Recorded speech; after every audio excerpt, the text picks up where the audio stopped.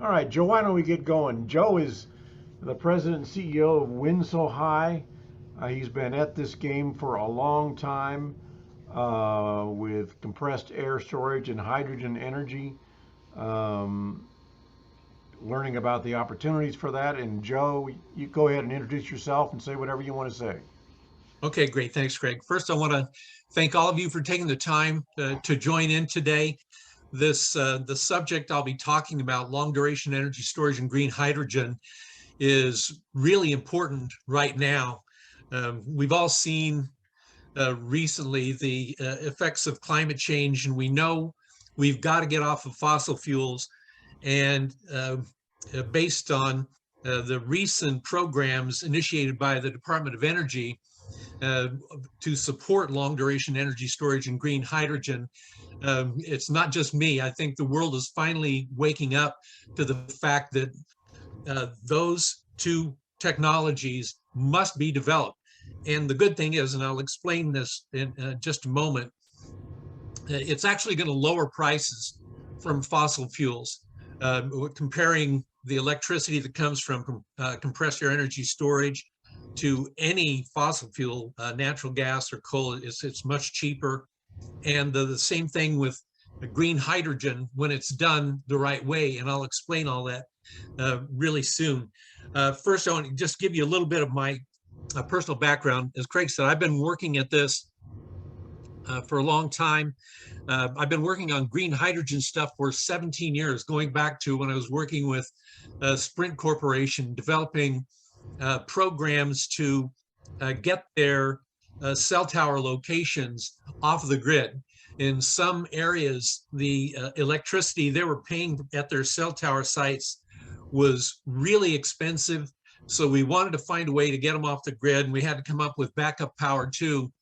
And we actually started, it was a pretty sophisticated hydrogen laboratory on the Sprint campus in Kansas City in 2005 to begin experimenting with the various electrolyzers and fuel cells and stressing those components so we could find out how they would perform under different situations. And I was just completely sold on hydrogen way back when, green hydrogen way back when, because I understood what was going to happen. I looked forward and I knew exactly how the market would evolve and why we would eventually get to where we are today with the demand for hydrogen increasing exponentially. I'll say too that this has been a very difficult struggle when you're developing a technology like the one I'm developing, compressed air energy storage, and it has a strong green hydrogen component, which I'll explain here shortly. It's very difficult because it's going to displace all fossil fuels. Coal power and natural gas power simply cannot compete on a price basis with what I'm doing. So a lot of you are going to ask, well, so why hasn't it been developed? It's been very complicated. People didn't understand the technology. The first thing I had to do in the compressed air process, you're using wind power at night, and eventually we'll get to a graphic that illustrates this, but you use wind power at night to power these giant compressors.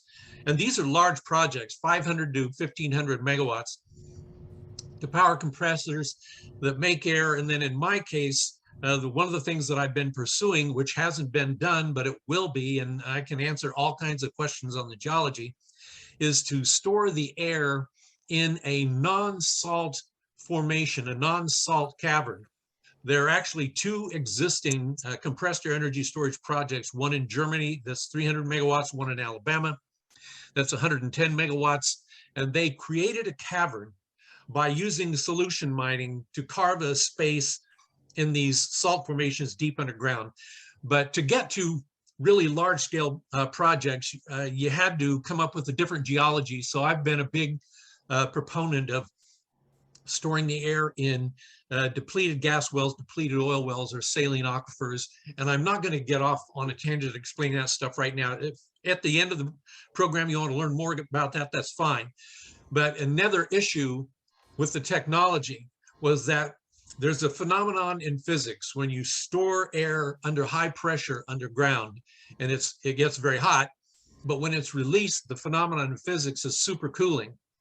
So you need to reheat that air before it hits the blades of the combustion turbine for two reasons. First, you run the risk of damaging the blades from that much colder air. And then second, colder air doesn't hold near the volume of warm air. So on the basis of efficiency, you need to reheat it. The two existing compressed air plants reheated the air with natural gas combustion. And I knew with my system, I wanted it to be completely green. So I went to Siemens Corporation 7 years ago and explained to them why we need to develop hydrogen combustion to replace that natural gas. They believed me, and we've been in the process of developing hydrogen combustion in a combustion chamber, which still has never been done commercially. We're about 2 years away yet from completing the ability of a hydrogen combustion and combustion chamber. But we're right there. We're up to about 85% pure hydrogen now, and we're going to get there.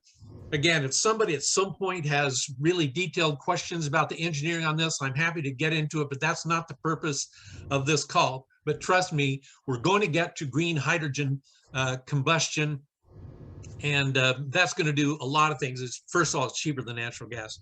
Then there were other things that had to take place. There were, it was a regulatory nightmare. Our system for power generation in this country is really corrupt. The fossil fuels dominate it. And I had to convince FERC, and it wasn't just me, a handful of other people started lobbying FERC to produce what eventually became FERC Order 841, which leveled the playing field for energy storage in the grid, so we could get rid of the corrupt and damaging dominance of coal power and natural gas power in the grid, so that energy storage could compete on a level playing field. This has been a battle. I was appointed by FERC to on the Energy Storage Task Force, and we've been working to explain to the regional transmission organizations / independent system operators around the country about how they can integrate and create the regulatory rules that will allow for the integration of energy storage into the grid. So there are regulatory problems. There was a technological problem actually too. We had to solve the hydrogen combustion. We've done that. It's 2 years away, but that's definitely going to happen. Had to prove that you can safely store pressurized air in a depleted oil well or gas well or saline aquifer. We've done that through a grant from the Department of Energy just a couple of years ago. And then just with hydrogen, we had to prove that we could produce that hydrogen at a price that was competitive and would knock fossil fuels out of business. So we've done that too, and I'll get to that now. Things for me really accelerated once I got connected to the former Secretary of Energy, Dr. Ernest Moniz, who is now my a good friend and a big champion of what I'm doing. He helped me to get connected to a funding opportunity through the Energy Innovation Fund at the Department of Energy. I've been approved for $1.2 billion in funding for Part 1 to pay for a project in Kansas using all the component parts of what I'm doing. And a lot of that has to do with the fact that I proved to them and got all the best engineers in this country to agree that I figured a lot of things out, including solving the price issue with hydrogen. And I'm going to explain that to you now before we get into the slides. The formula for calculating the price of hydrogen, 70 to 80% of the price of green hydrogen is a result of the price of the electricity needed to power the electrolyzers. And then the other 20% is really just the capital cost, the expense of the electrolyzers themselves. The electrolyzers, by the way, every major electrolyzer manufacturer has announced at one point or another this year that their prices are going to be coming down dramatically by 70 to 80% over the next couple of years. So there's no doubt that we're going to get to a price of hydrogen that is going to make fossil fuels completely unnecessary. Now, how do you get to that price of hydrogen, that price of electricity? And we're going to get into the slides here in just a minute. But one important ingredient, it's the most undervalued green resource in the United States, is wind power at night. And if you're looking at the wind corridor states, North Dakota, South Dakota, Nebraska, Kansas, Oklahoma, Texas, parts of New Mexico, Colorado, Wyoming, and Montana, there is an amazing amount of wind power here.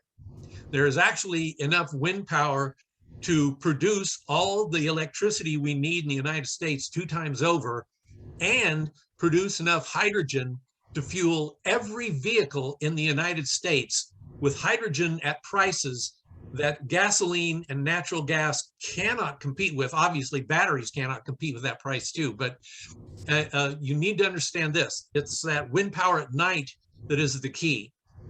In the slides I'm going to show, it'll illustrate this. Wind power at night is a problem because demand for electricity is low. But in all the great wind resources of the world, there's more wind blowing at night than during the day. And that becomes a problem. It's a huge problem in China. And by the way, I've toured China extensively to promote this technology. I have been all over talking to the largest utilities in China, all the government energy regulatory agencies in China, the leading wind turbine manufacturers in China, the largest energy project developers in China. They all agree with me that my technology will solve their gigantic curtailment problem. But we have this problem in the United States in the wind corridor, where there's so much wind at night, and it creates a problem. It'll burn up the lines since there's no load for it to serve. They have to shut the wind turbines down. And I'm talking about tens of thousands of megawatts get shut down on a regular basis.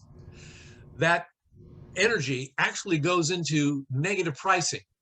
So when you're looking at the cost of the electricity to power the compressors for my compressed air energy storage technology at night, and to power the hydrogen electrolyzers at night, you're looking at a price of either 0 or 1/2 of 1 cent per kilowatt hour.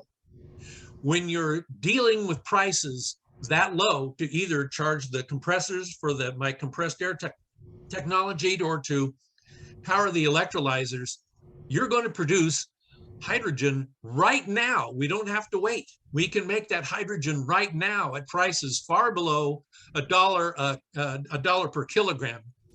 And a kilogram of green hydrogen will take a hydrogen fuel cell vehicle about 100 miles. So right away, you can see on a price basis, we're at a point where gasoline cannot compete. And then on a purely functional basis, batteries aren't going to work either. I mean, the batteries, you're very limited with vehicles in the distance that batteries will take a vehicle. With hydrogen, 5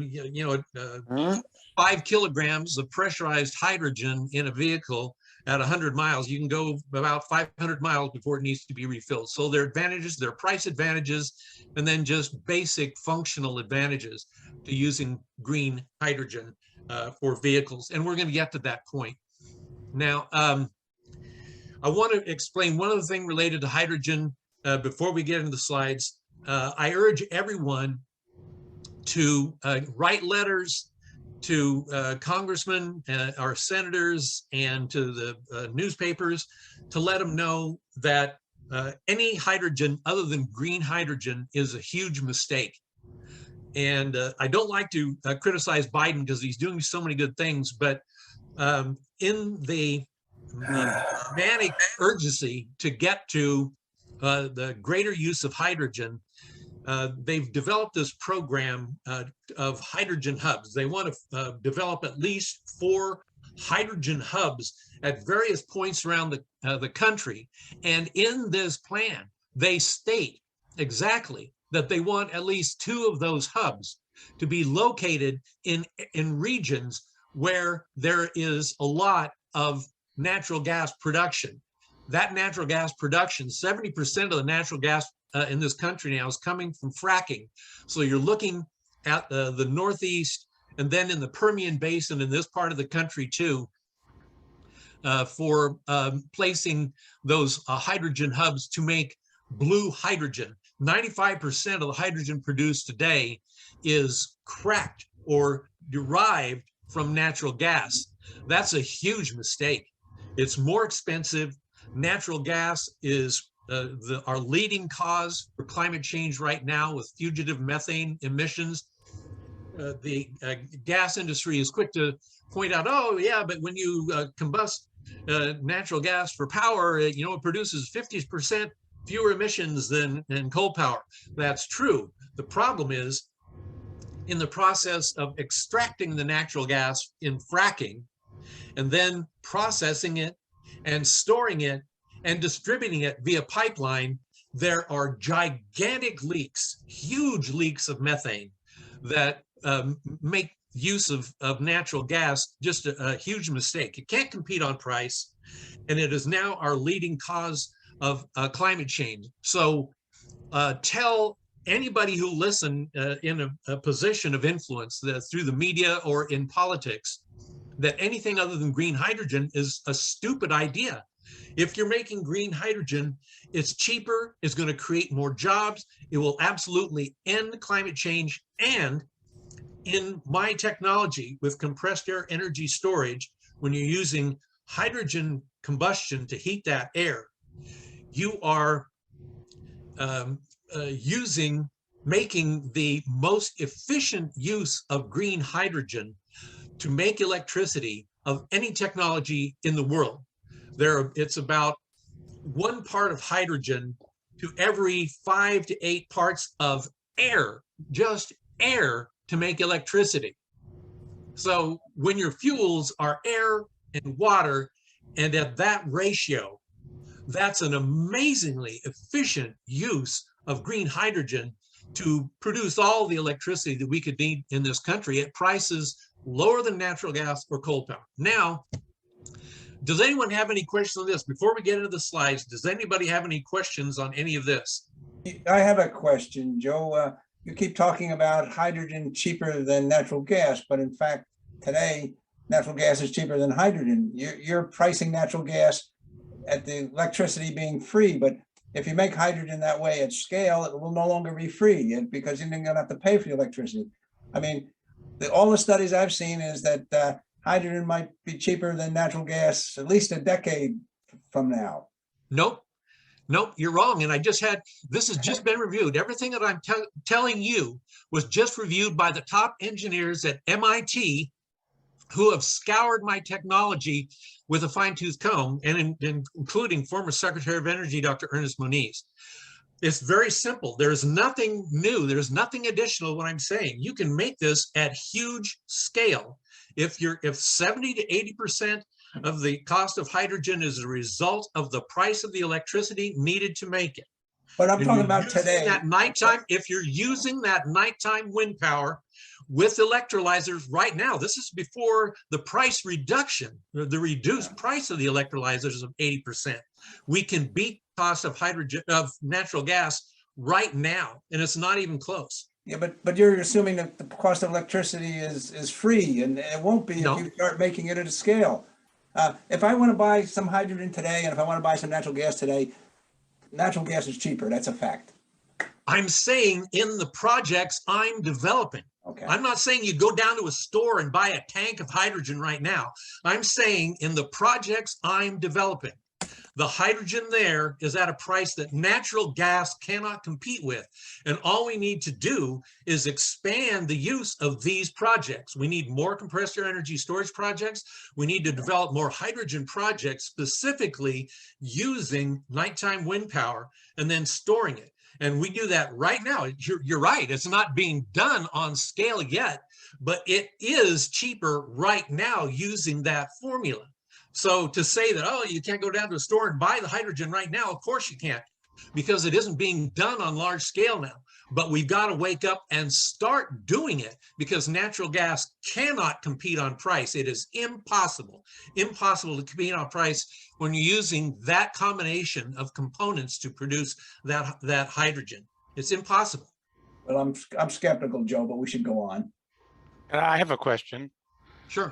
Do you see the possibility of this nighttime electricity evolving into something more like what we see in Texas, where the fracking is occurring, that the current hydrogen infrastructure through a company like Praxair and air gas and air products, that they would essentially be able to transfer some of their equipment and to specific locations for the nighttime energy and set up facilities to make this green hydrogen, and then use their current equipment, high pressure vessels, tankers, and like, to distribute this wherever it's needed. Do you see that as a possibility? Absolutely. The beauty of green hydrogen when you're using electrolysis is that you can put anywhere you have the good priced electricity, just set up your electrolyzers there and you can make it on location. You don't need to create natural gas and extract it, process it, store it, and transport it from distant locations. You can make that because the electricity will travel. As long as you have access to the cheap electricity, you can make that hydrogen anywhere you have that cheap electricity and water and a means of storing it and using it right there. It's a far better thing to do. I'm suggesting that there's possibly a serious amount of infrastructure in place that could be convinced to follow your plan.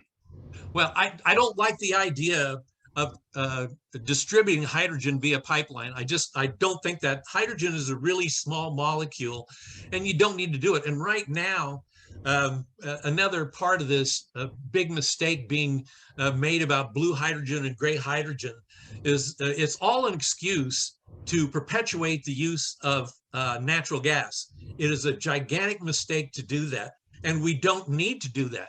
That's why I say that part of the Biden plan is just a bad idea. You can make hydrogen on site.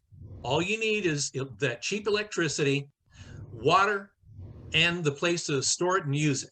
And so you can make it anywhere. The electricity will travel. We've got water everywhere. Skip the pipelines. That's just a bad idea. And it's just an excuse for perpetuating the use of natural gas, because they're saying, oh yeah, and it's the same thing. Look at what some of the oil and gas companies are doing. Shell just bought Savion Energy here in Kansas City, the solar power and energy storage company, battery energy storage company. And a lot of the oil and gas companies have been supporting the Energy Storage Association. Why? Because they know that batteries aren't going to work. They only produce electricity for about 4 hours in their discharge cycles. That's not going to solve the problems we have in the grid. You need long duration energy storage. So the oil and gas companies are going to help create a more demand for their fossil fuels. We've got to be skeptical of everything the natural gas industry is doing. It's very self-serving and dangerous. We need to just kick them out. They can't compete on price. We can beat them on price, and certainly on function. It's going to be the best thing for our economy to lower prices and create hundreds of thousands of jobs here, from manufacturing electrolyzers and fuel cells, the vehicles, the new vehicles using the fuel cells. We've just got to get off of the natural gas habit and move on. And that's going to require long duration energy storage and green hydrogen. Jerry, did you have a question? Yes, Joe alluded to it when he said that the hydrogen atom is small. I put a question in the chat, but doesn't that make it more likely to leak and therefore explode? Not to explode. Not to explode. Any pressurized gas you have to be careful with. But the Department of Energy has conducted tests with hydrogen pressurized in cylinders. And hydrogen in transportation would be far safer than gasoline because that the molecule is so small. When they've tried in crash tests with crash test dummies, you smash a hydrogen fuel cell vehicle, that hydrogen is so small, it just goes up and away right away, and it doesn't ignite. Gasoline is a heavy vapor, and it will hang out around, and if there's an ignition event, then you've got a problem with gasoline. But hydrogen is actually safer than gasoline for transportation because it is so light. You have to respect it, but look at all the hydrogen vehicles that exist right now where you're pressurizing the hydrogen into a cylinder or tank in a bus or a truck or a car at 5,000 to 10,000 PSI. When it's done right, they haven't had any problems with it, none. And there are many, many vehicles around the country right now using pressurized hydrogen safely. You have to be respectful of it, but it's much safer than gasoline, and people will get used to it because it's very similar to refueling a car with gas. You just stick the pump in, you lock it, let it fill up, it seals, you pull the pump back out, and you're off and going. But in a confined space, wouldn't there be a maybe more likely explosion if it were able to combine with oxygen? Does it need oxygen to explode?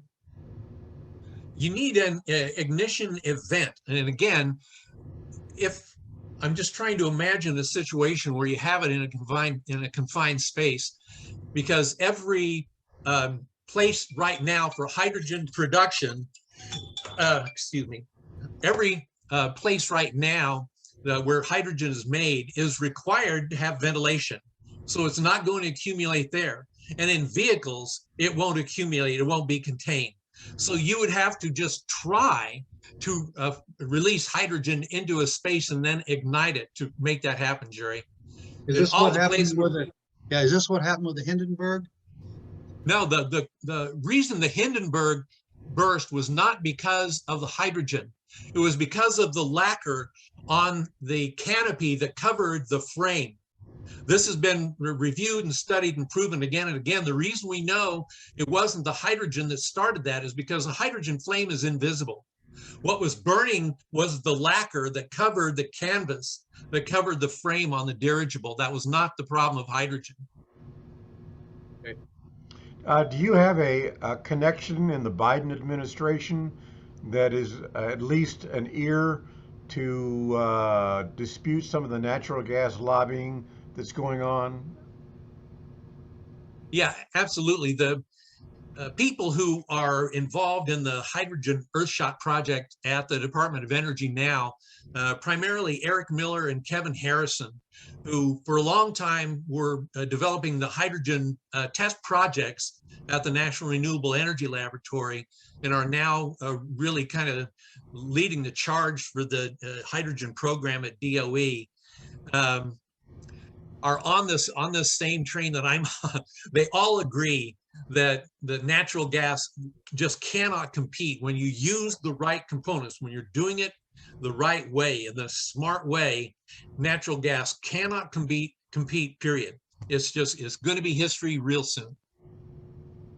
Do you think that between the natural gas industry and the oil industry, that there's the political will to run them over and get them out of the way for any kind of renewable energy, including hydrogen? No, absolutely not. The political will is absolutely not there yet. Our system is so corrupt yet. Any time a legislator can be influenced with money, they will. We just ran into this problem here where our Attorney General was going to be investigating the natural gas industry for the price gouging that resulted from the big freeze in February. And it turns out our Attorney General has a natural gas wells on his property. So, we've got a conflict of interest right there. You look at what is going on with fracking. Has been almost impossible in this state and in Oklahoma and Texas to get any traction on forcing the oil and gas companies to stop some of the methane leaks, to take responsibility for the billions of dollars of damage done by the earthquakes that result from disposing the fracking fluids. And it's because if you look in Kansas, in the counties where fracking was taking place, we couldn't get the county commissions to take action against the oil and gas companies because they had wells on their land. We run into this all the time. We're still very, very corrupt. And as long as people are still making lots of money from the oil and gas industry, it's going to be a fight. And that's why we just have to, anytime we have the chance, tell the fossil fuel companies to just get lost. They can't compete on a price basis in a fair and level playing field. They simply cannot do it. We need to develop, there needs to be far greater development of green hydrogen and long duration energy storage, and we will get there. And eventually people will see that the price advantage and the environmental advantages are just too great to ignore. Very good. Let me know when you're ready to start the slides. Yeah, I think we can move into the slides. All right.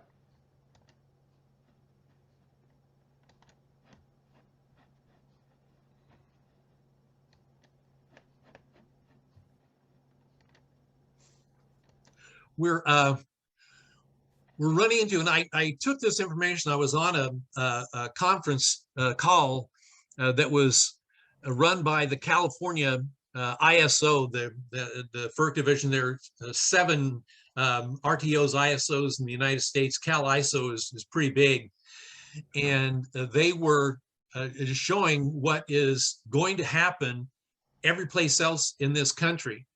Is the California is ahead of the game because they're using more wind and solar power than most other states, and they're already seeing the problems that are going to require increased use of long duration energy storage and green hydrogen.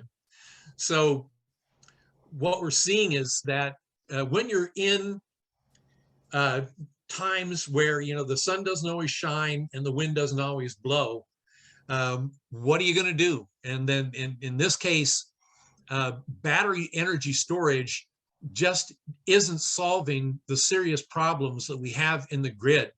Battery energy storage right now, and I'm not talking about flow batteries, I'm talking primarily about lithium ion, which dominate the battery energy storage market right now, only have about 4 hours potential per day.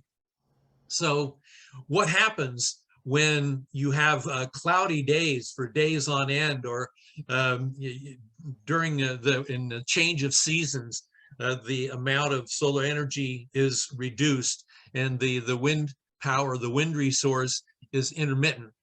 What this graph shows is that we're already seeing thousands of megawatts of shortfalls in the amount of energy needed, green energy. So if we're going to be serious about this conversion to more increased use of wind and solar power, we're going to have long duration energy storage. And by long duration energy storage, I'm talking about energy storage capable of at least 24 hours. In the case of compressed air energy storage, you can get 5 days of storage underground at rated power, 500 to 1500 megawatts. So it's going to take something like that to enable this transition into more wind and solar power. And I would add to interregional transmission. We have to develop interregional transmission, and we'll get to that in another slide. Next, Craig. Joe, I want to make sure, is everybody seeing the graphics? Joe, are you seeing them? Yeah, we're seeing it. Oh, okay, good deal.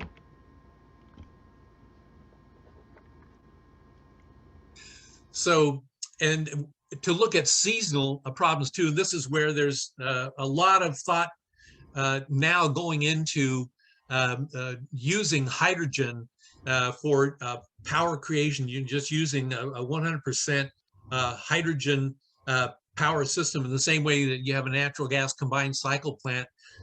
Just replace that natural gas with hydrogen. They're looking at the possibility of using hydrogen for seasonal energy deficits.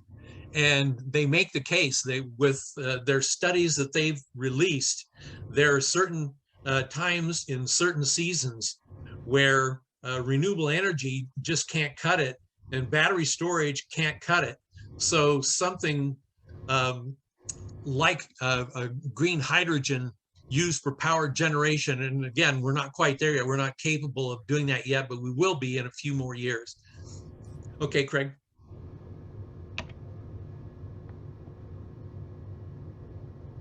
So here is a slide that they produced just to illustrate some of the solutions. As you can see, batteries just aren't going to cut it. They're not going to be the solution we need. They'll help out a little bit, but they're not going to solve the real problems that we have in the grid.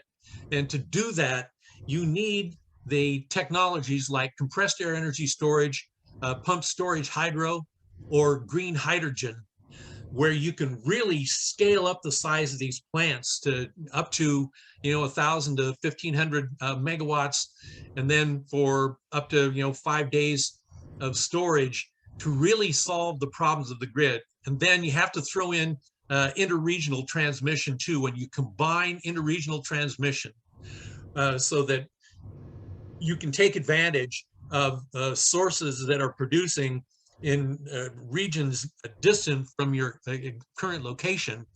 You're just increasing the likelihood of improving the reliable delivery of wind and solar power.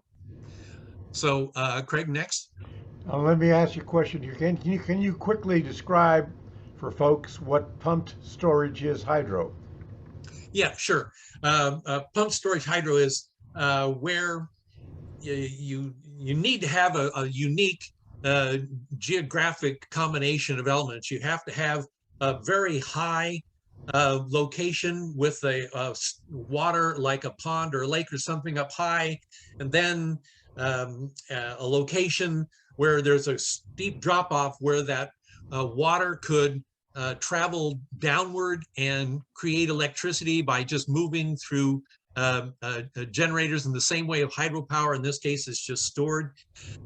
There's some issues with pumped storage hydro in that it's not good. It will destroy almost all the aquatic life in the system, but it's efficient.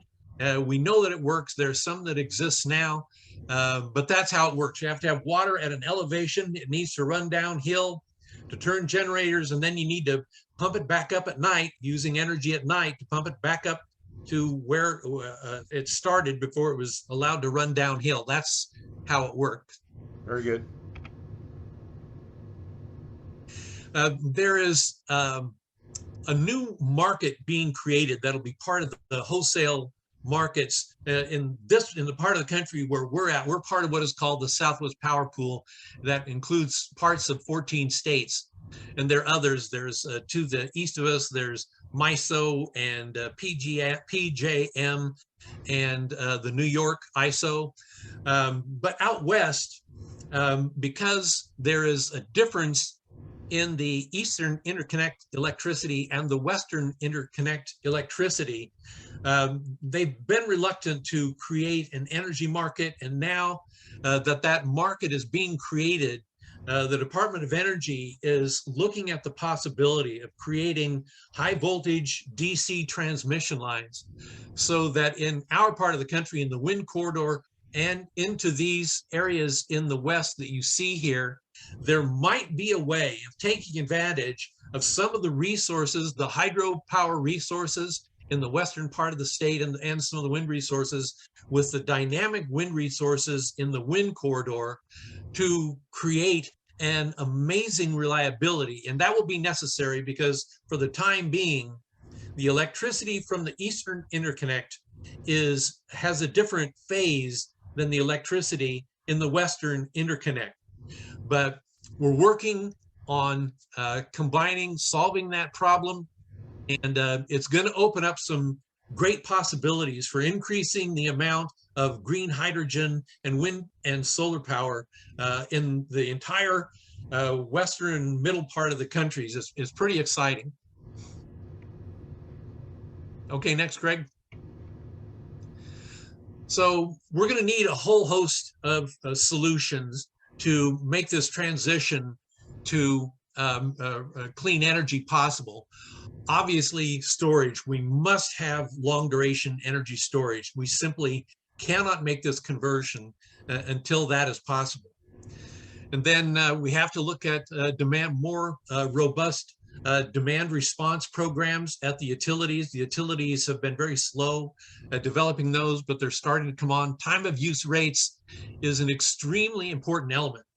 I explained to you how wind power at night is going to be the key to producing really low-priced baseload electricity through compressor energy storage, and the unbeatably low price of green hydrogen when you're using that power. But what happens when you're not in the wind corridor if you don't have the amount of wind projects that we do that are being curtailed and move into the negative price range?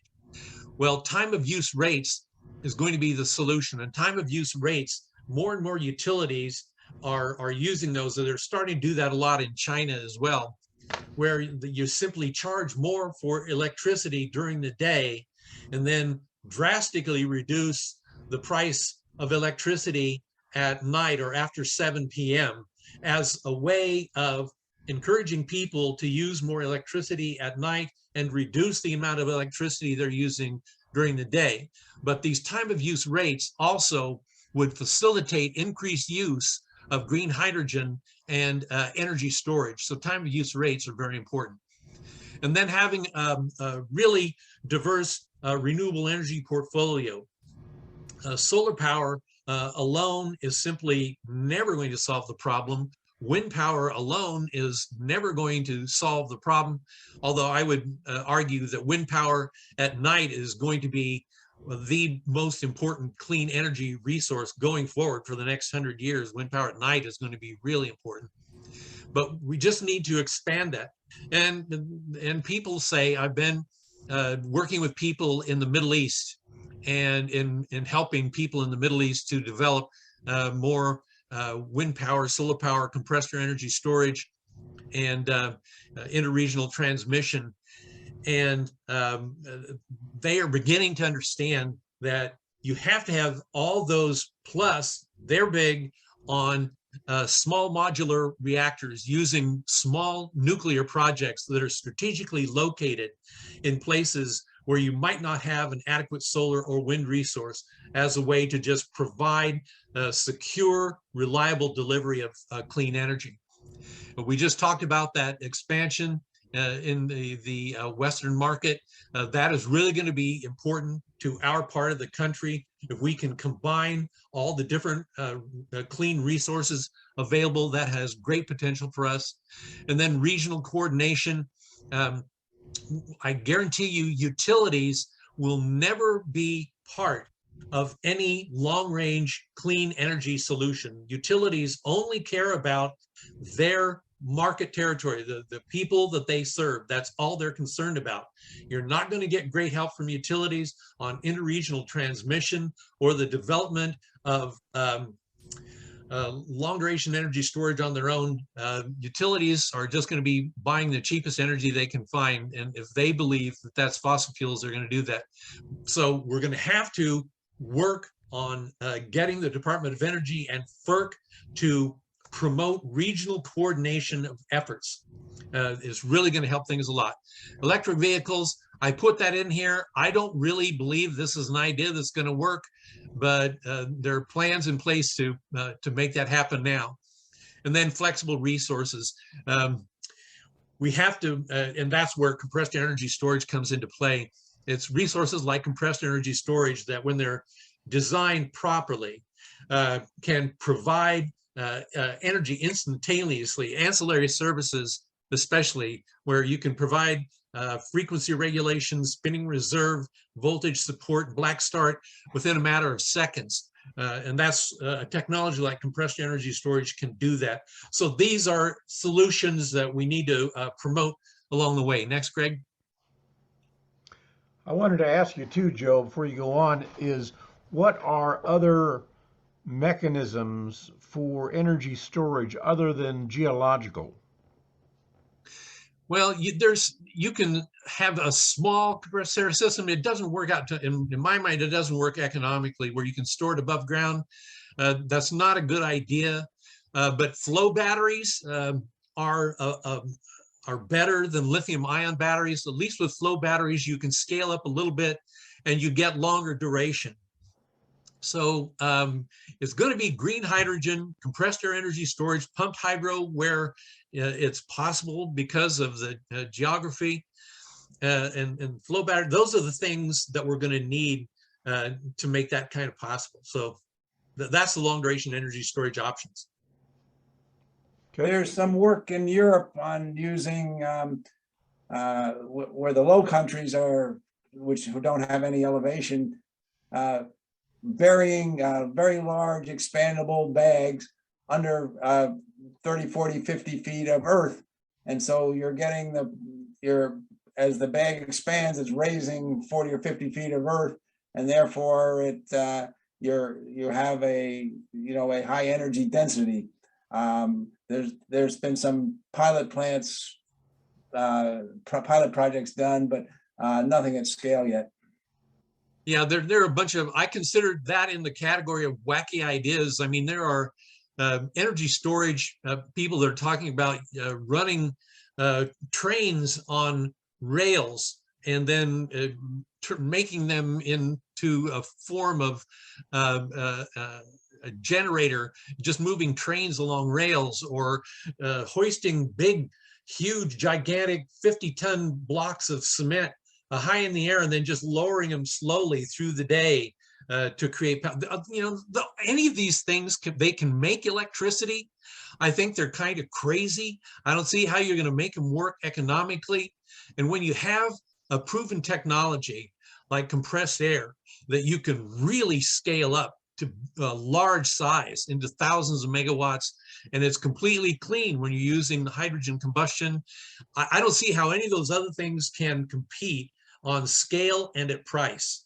So there are lots of ways to make electricity. I just think some are kind of crazy. All right.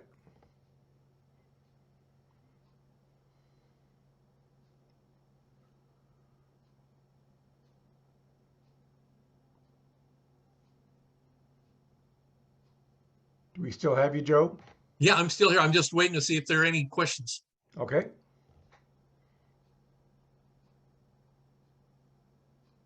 I've got a question for you, Joe. Are you going to talk about your round trip efficiency with the compressed air system and any Sure. kind of estimates on the capital expenditure that it takes per system? Right.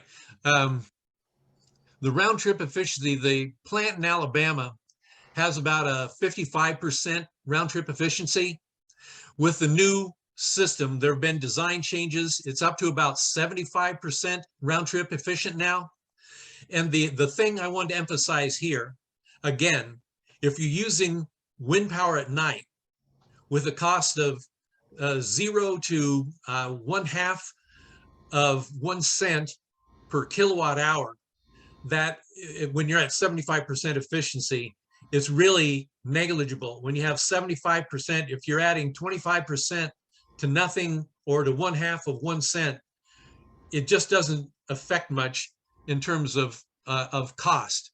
So again, the wind power at night, while I think that efficiency, 75% for compressed energy storage, is really impressive, and it's only going to get better.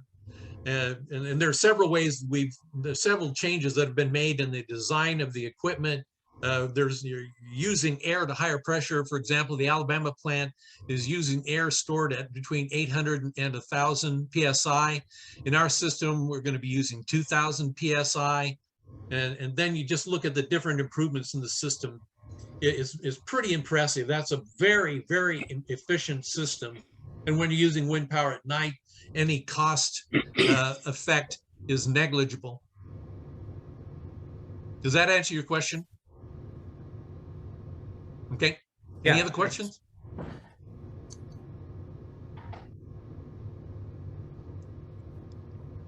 Okay. Oh, there's one from Wayne.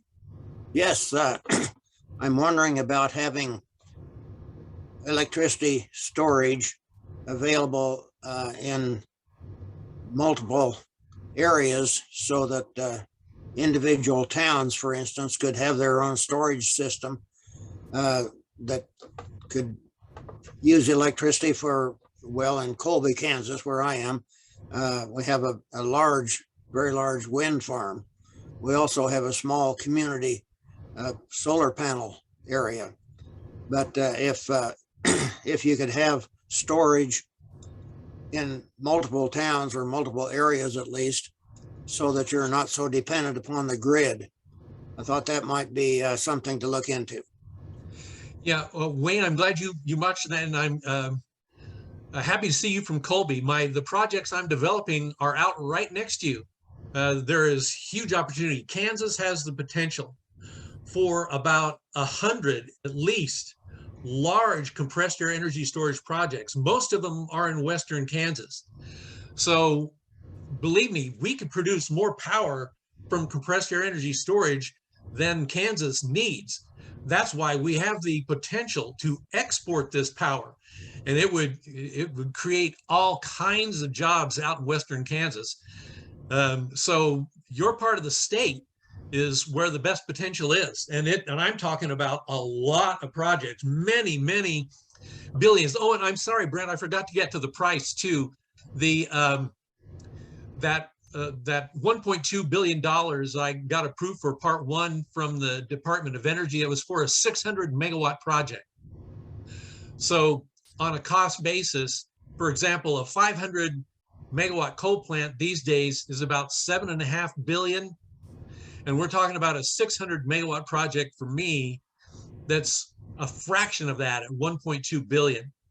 So again, and it's right in line. I think a 500 megawatt combined cycle gas plant is about 1.5 billion. So we're less than natural gas. And of course, with compressed air, your fuels are air and water. And with a combined cycle gas plant, you've got not only the cost of the natural gas, but at some point we're going to wake up in this country, and when you have weather events like the big freeze that caused $100 billion in damage to our infrastructure, though that type of price is going to be added to the price of natural gas, which it should be. Natural gas caused that problem along with coal power, and they didn't have to pay a cent for causing $100 billion in damages. The natural gas usage and for the fracking problems are causing billions of dollars of damage in Texas, Oklahoma, and Kansas from the earthquakes caused from disposing of those fluids into injection wells. And the natural gas industry isn't paying a cent. If they came close to having to pay the hundreds of billions of dollars in damage they're causing from climate change, earthquakes, the latest report from Harvard on the healthcare costs, estimate the healthcare costs from burning natural gas and coal at over $100 billion. When we start factoring those costs in to natural gas, it is just a joke. That is just a joke. They can't begin to compete with compressed air energy storage and green hydrogen. They're many times higher. And the subsidies they get 20 times higher than the subsidies going to clean energy. We got to stop the subsidies to natural gas and oil.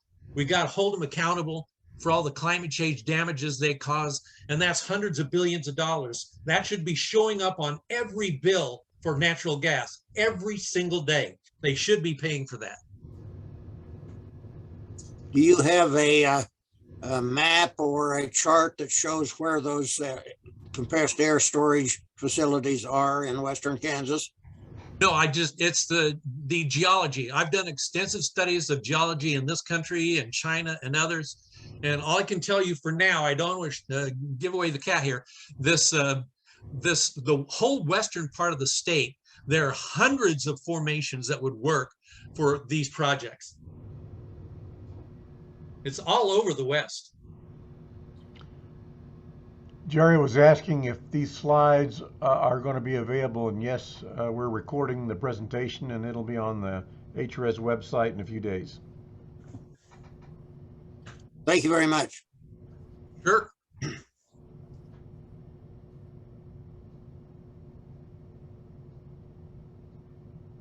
I don't see any other questions. Okay, go ahead.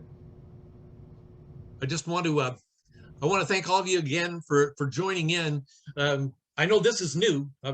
People aren't immersed in this stuff like I've been for the last several years, but just know that there are some really good solutions out there. This slide illustrates how my technology works using nighttime wind power and then the electrolyzers and so forth. I want to mention one other thing I didn't really get into too. When you're talking about the amount of water needed in my project for that 600 megawatt project, you know, it sounds like a lot, and that we'd be using over the course of a year to make the amount of hydrogen needed in the hydrogen combustion process. We'd use about 225 million gallons over the course of a year. And that everybody goes, well, that's quite a lot of water. Think of it this way. In a coal plant in their cooling process uses 300 million gallons of water a day.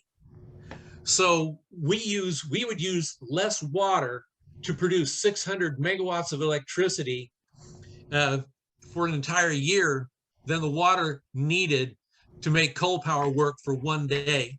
So while we are using water, switching to compressed air energy storage is over time going to completely reduce by a great margin the amount of water used for fueling vehicles and creating electricity.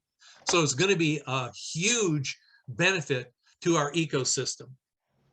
Joe, could I ask a question? Something you mentioned just a little while ago, and maybe I just want to make sure I understood you right. You said you got a $1.2 billion project approved from the Department of Energy. Is that funding? That's funding to pay for a project, and that's part one. I've got to get to what I have to do now is I'm finishing up getting the development funding. There are two things that I have to do. I have to identify the specific geologic formation, and I'm doing that.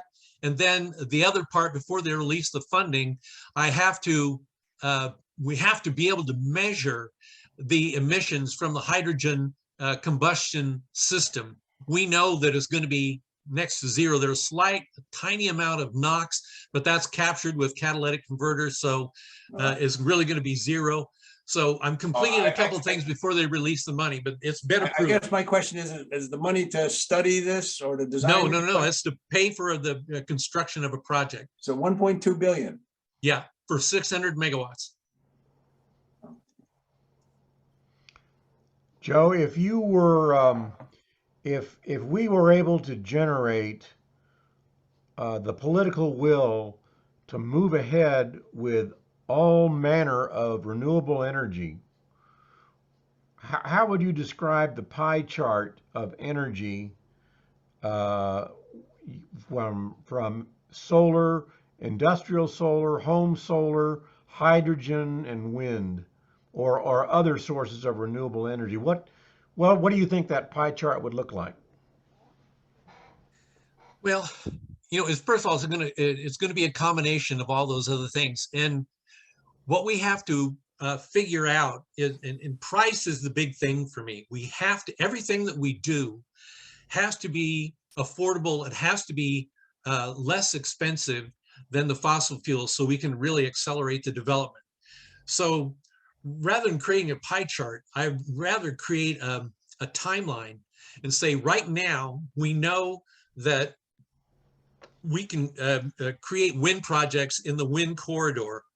And then we have to just use spokes to look at where can we send that power, which is so cheap, especially when it's combined with compressed air energy storage. If you had a plan where you staggered the placement of compressed air energy storage and green hydrogen throughout the wind corridor right now, we could supply the entire country just with wind power and compressed air energy storage and green hydrogen with all the base load electricity needed. But it's going to make more sense to identify, like down in the southwestern part of the state, what kind of solar projects, large scale solar projects can be developed there that and can provide at least a certain amount of clean electricity there. What are we going to do with hydropower up in the Northwest? How can we take best advantage of that? We need to just create a timeline about which projects can be developed that already beat the pants off of fossil fuels on a price basis.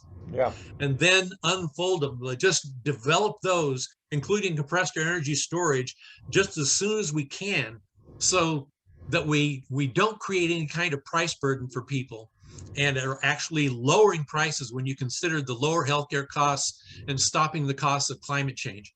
So I would prefer that rather than creating a pie chart. I'd rather just do a timeline where you just build projects as affordable to lower prices all around the areas where the resources exist right now to make that possible. Very good. Joe, do you have anything else? And are there any other questions? I've got a quick clarifying question for you, Joe. So that you talked about the 600 megawatt, is that the compressor power? That's the generator. That's 600 megawatts of generation, electricity generation. Okay. You obviously have to have the compressors to do that, and you obviously have to have the electrolyzers to make that possible too, but it's 600 megawatts of generation. So batteries are usually rated in something like a kilowatt hour or a megawatt hour. So that would have to do with how big your cavity is. So do you have any estimate on that? Yeah, first of all, we're looking at 5 days of storage. Each of my projects is going to be pursuing approximately 5 days of storage. And this is going to require, but there, like I said, there are hundreds of these formations in Kansas and Oklahoma and Texas as well. But geologic formations in the neighborhood of 1 billion cubic feet. Wow. They did a test fill that we had to prove that you could safely store air in a depleted natural gas well, and the DOE provided a grant. And PG&E out in California managed the experiment, and they found a 500 million cubic foot reservoir, and then they filled it up. It was a depleted gas well, and they filled it up with air, and then they just conducted the experiment to mimic exactly what would happen with the compressed air project, where you inject and withdraw, you inject and withdraw. And they did that successfully just to prove, because the gas industry had been going around lying to everybody, if you put air in that depleted gas well, it's going to goddamn explode. Well, we knew that wasn't true. I had the best scientists with me from Brookhaven Labs and Sandia Labs that were working. We'd done the modeling. We knew that it was going to be safe, but we had to prove it just to shut the natural gas industry up. And we did that test and proved that you can safely store air there, but that was a 500 million cubic foot reservoir, and it worked like a charm. Very good.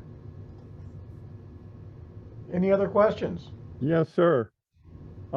You're compressing and decompressing air on your cycle. Is there any way to recover that heat? You said you're burning hydrogen to reheat the air. Can you recover any of the air the compressed from the heat of compression? Absolutely. That's one of the things that we've done that improves the round trip efficiency of the system, is that with our unique compressed air system, there is a robust heat recuperation component, so that because you generate a lot of heat during compression. So we are capturing and storing that heat, and it's that heat that precedes the heat generated by the hydrogen combustion. So there's actually a 2-stage air heating process that involves heat recuperation. That's a good question. Thanks for asking. I forgot to bring that up. Okay, you're welcome. Joe, you say you use the word we. Who is we? Is there a corporation behind you, or do you? I know you're involved with Wind So High, but who's the we that's doing this? Well, it's my company that is involved as the main driver, but I'm working with Siemens Corporation. Siemens Corporation has accepted all of my design changes for the equipment that increase the efficiency, lower the cost, et cetera, et cetera. So it's a Siemens Corporation. I have a team of, and I'm not exaggerating, these are the best geophysicists and geologists in the country. These guys are top flight. They're all PhDs and experts in understanding geophysics, geochemistry, geohydrology. It gets a little complicated when you're dealing with the geology, but I've got the best team in the world for really all intents and purposes, who are experts in making this happen.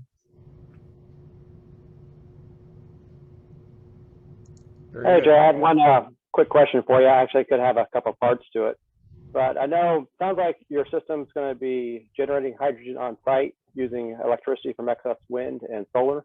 Correct. And just maybe you can correct one of my assumptions or something I heard in the past, rumor control. I'm just curious about the future of converting natural gas pipelines to pure hydrogen. I know right now they can mix it, but from what I heard, they'd have to like coat the pipes, and then for the same density, it'd be about 1/4 the amount of compared to natural gas. Or is there corrections to be made there? Or? Yeah, they've been running down in the Gulf Coast. They've been running hydrogen through a very special pipeline, and it's 500 miles or something like that for a long time, safely and successfully. I just don't think it's a good idea to try, and we've got to get out of the frame of mind of thinking about hydrogen as a replacement for natural gas. We have to look at the absolutely unique potentials of green hydrogen, where you can just make it on site. Think about this. If you've got a gas station now and it's converted to green hydrogen, you don't need to use these big trucks to haul gasoline from distant refineries. Make the hydrogen right there, stored underground. I think in the future, every community, say every 3 or 4 blocks, just make your hydrogen there for refueling vehicles or something, because eventually we're going to get to economies of scale where electrolyzers are so cheap, everybody can make their own hydrogen if they want. I guarantee you this is not fantasy land I'm living in. It's in the future, but it is going to happen, that eventually we're going to get to the point where everybody can make their own hydrogen. They'll have wind power and solar power available and long duration energy storage, so we can make this conversion. But we don't want to think of hydrogen as a replacement for natural gas. It's better to take advantage of its unique qualities and then just get rid of this extensive pipeline distribution system. Just don't do it, because those are just disasters waiting to happen, and we don't need to do it if we're just making the hydrogen where it's needed on site. It just seems to make more sense to me. Sounds good to me. Thank you. Very good. Joe, Wayne? this is Wayne Horlicker again. I have a question of clarification in storage of either air or hydrogen underground, if I understood right. Is that have a problem of seepage or leakage? I know for water, underground, our underground source of water out here, the Ogallala Aquifer, the water will gradually go from one area to another. It's not fast, but I wondered about having air or hydrogen storage. Isn't there a leakage problem to where it would lose its capacity? No, with our projects, there would be zero effect on water. For the air storage, you're looking at formations where water is simply not involved in the equation. And for storing hydrogen, for my projects, we're looking at 2 different things. First is an above ground cylinderized storage. Now, it would take up a lot of space. It would take about 10 acres to store the amount of hydrogen we need for the compressed air energy storage project above ground. And right now, it's already being done successfully. Another option that we're looking at for storing the hydrogen involves using storing that hydrogen in a salt formation underground. And again, this would have just zero effect on water. You're just creating a cavern in a salt formation and storing the hydrogen there. So zero effect on water for either the air or hydrogen storage. Zero effect on water. Thank you. Sure. More questions?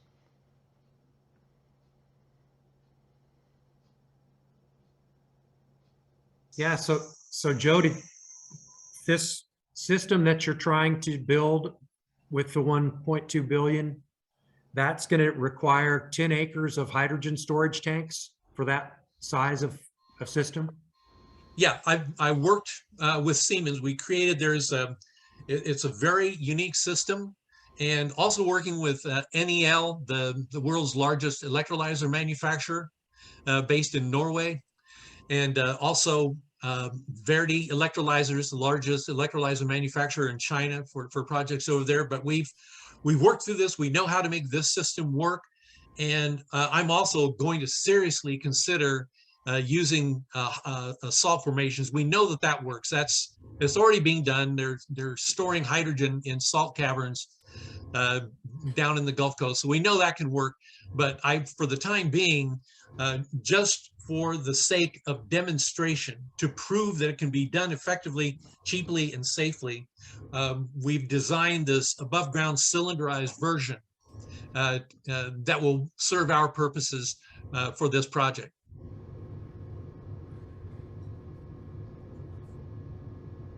Joe, real quick, when do you think the system will be up and running to demonstrate? It takes about 3 to 4 years to complete the construction. A lot of that is just, you've got to get the geologic work done. There's some very specific techniques that are involved in that geologic work. I won't get into details. I would bore the hell out of you. But then through the construction, you've got to do some customizing to make sure that the turbo machinery is in sync with what your result is coming from the geologic work. So you've got to sync all that stuff up, and you got to do a bunch of testing and whatnot to make sure that when you're withdrawing, you're getting the air that is needed that will work in the system. So I won't go into, I can get into just really ridiculous. I'd put you to sleep in a heartbeat going into the details on this, but it takes 3 to 4 years.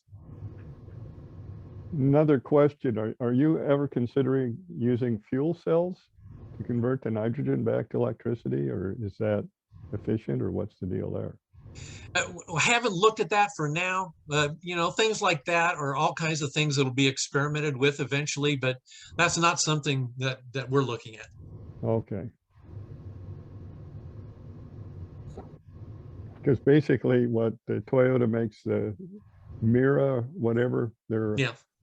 and they use hydrogen in a fuel cell, and it's basically electric car. It gets, oh, what, 67 miles to the equivalent of a gallon of gasoline.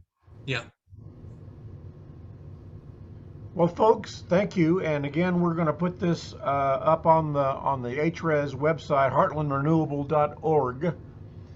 And I appreciate everybody coming out, and I appreciate, Joe, your information on this pioneering technology. And let us know when you have more stuff to share with us, and we'll put you on board and go from there. I'll do it. I'll keep you posted on updates as they come along. Things are moving along pretty quickly now, but I just want to echo Craig's comments. I just appreciate so much everybody taking the time to do this. Like, you have lots of options of things to do, and I'm glad you took the time to learn about this stuff today. So thank you very much for joining in. All right. Thanks, Joe. Uh-huh.